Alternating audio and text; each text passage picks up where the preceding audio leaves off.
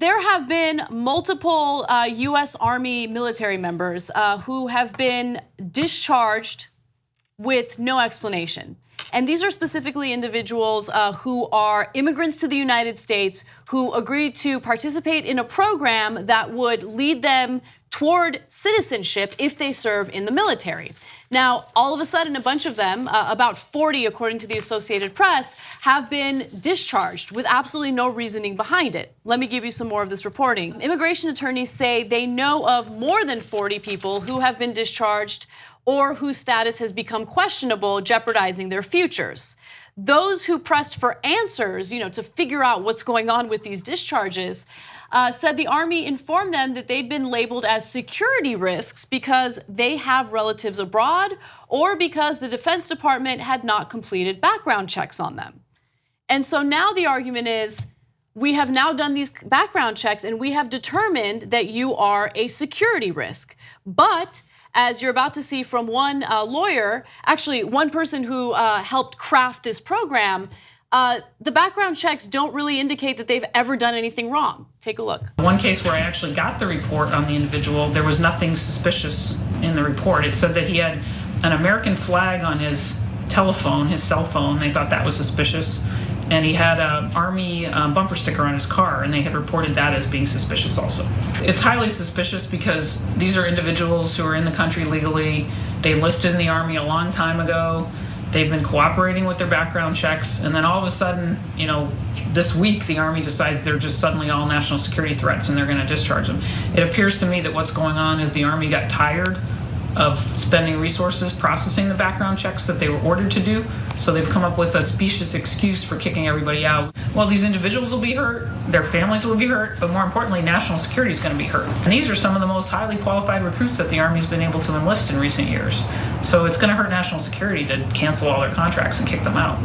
One of the individuals who told me he was just notified that he failed his background check has been invited to the White House on numerous occasions and has met with the White House Chief of Staff. So he apparently cleared all the background checks necessary to go see the president at the White House, but he's not good enough to serve in the United States Army. So that was Margaret Stock. She's an Alaska-based immigration attorney and retired Army Reserve Lieutenant Colonel. She helped create this program, and the program was actually created before the Obama administration with the intention of recruiting highly qualified members of the military. Let's go to graphic 5. The service members affected by the recent discharges all enlisted in recent years under a special program aimed at bringing medical specialists and fluent speakers of 44 sought-after languages into the military. And so later, when Obama came to office, he wanted to have a program for DACA recipients, and he realized, well, this is a good way to do it because some of these immigrants are highly qualified. They have been serving in the military, and this could be a pathway to citizenship for people who could be protected under DACA status, right?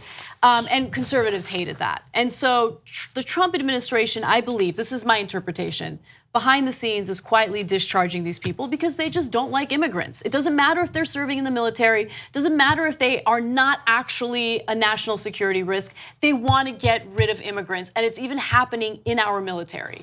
Okay, I think she was right about everything, and I'm going to back up what she's saying here with some even more facts.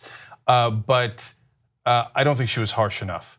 She said, well, it's probably because they don't want to pay the money that it would take to do background checks. No, it has to do with the Trump administration's war against brown people, against immigrants, largely because they think they won't vote for Republicans, and partly because they're just flat out racist and they want to protect the white nationalist state in their mind, okay? So why do I say that in this context? Well, there is data showing that immigrant recruits outperform their fellow soldiers in the areas of attrition, performance overall, education, and promotions. So it's been tested. They outperform in every category. And that's based on data from the Rand Corporation. And the Rand Corporation ain't nobody's liberals, okay? And so they collected data from the military itself and showed that these are excellent recruits. In fact, in 2012, Sergeant Saral Shrestha, who was originally from Nepal, was named the U.S. Army Soldier of the Year. So a lot of them have a ton of medals and accommodations and awards. But do we have enough data? Have we done this enough to know?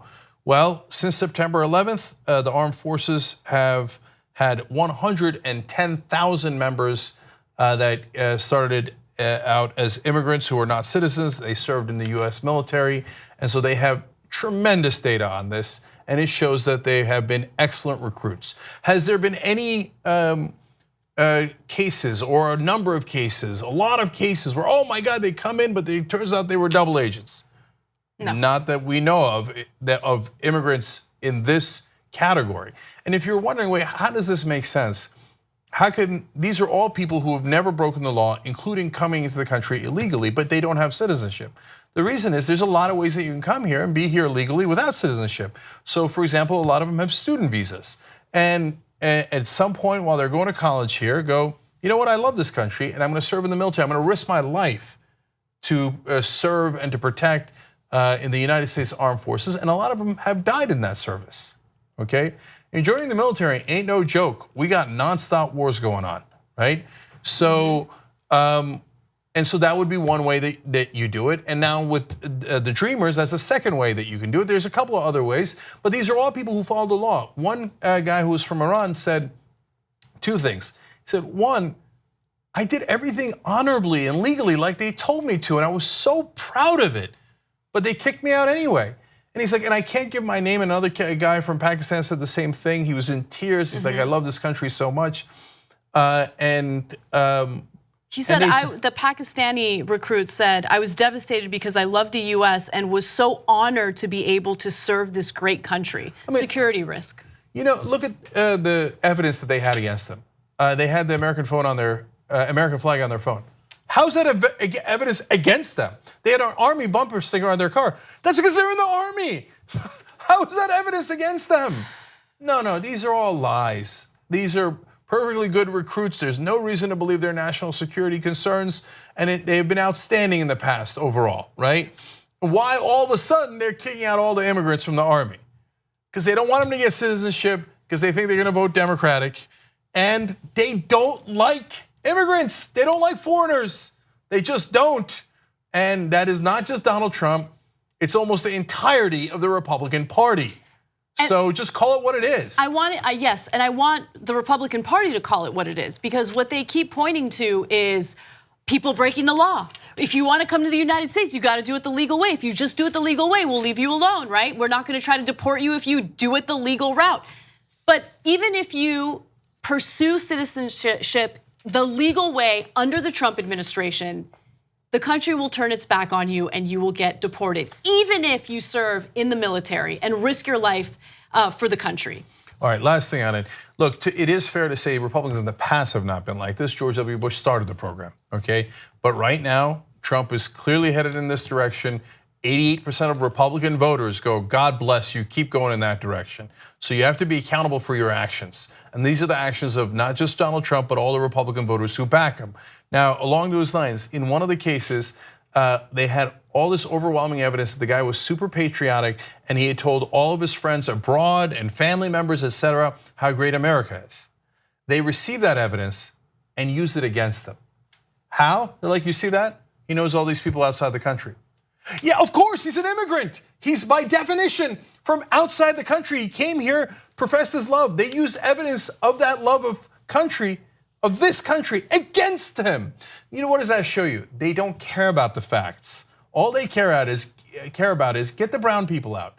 Get them out, get them out, get them out. Get all the immigrants, Muslims, Latinos, get them out. No, they're gonna vote Democratic one day. Plus, we never liked them in the first place. Get them out. That's who these people are. And yes, this program to kick out immigrants from the armed forces who are here to actually protect us and are willing to lay down their lives for it, this program kicking them out is deeply racist. Two easy ways to follow the Young Turks. One is hit the subscribe button down below, then you're a TYT subscriber. And second is ring the bell. And when you do that on YouTube, you're notified of our videos.